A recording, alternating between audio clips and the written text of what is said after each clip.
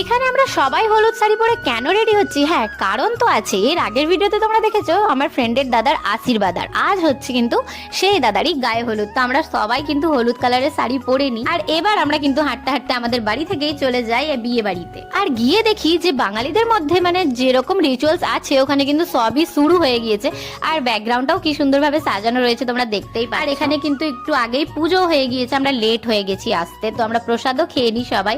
আর এই যে আমাদের সবাইকে এক এক করে তোমরা দেখে নাও, সবাই কিন্তু আমরা হলুদ শাড়ি পরেছি, ভালো লাগছে, খুব সুন্দর একটা ব্যাপার। অনেকদিন পর আমাদের বান্ধবীদের সবার একসঙ্গে শাড়ি পরা হলো।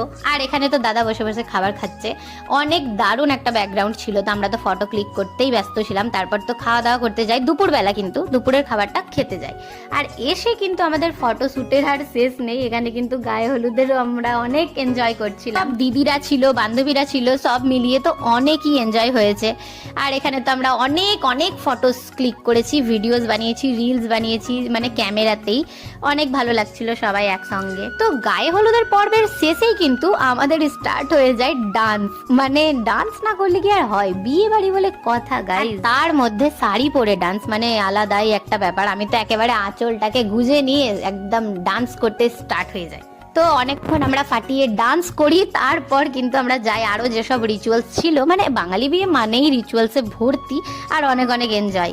তো এই যে আমরা রাস্তার মধ্যে দিয়ে হাঁটতে হাঁটতে যাচ্ছিলাম, মানে বাজনা পার্টিও ছিল সঙ্গে। তারপর তো রাস্তাতে এখানে গিয়েও সবাই আমরা ডান্স করছিলাম, মানে আলাদাই লেভেলের মজা।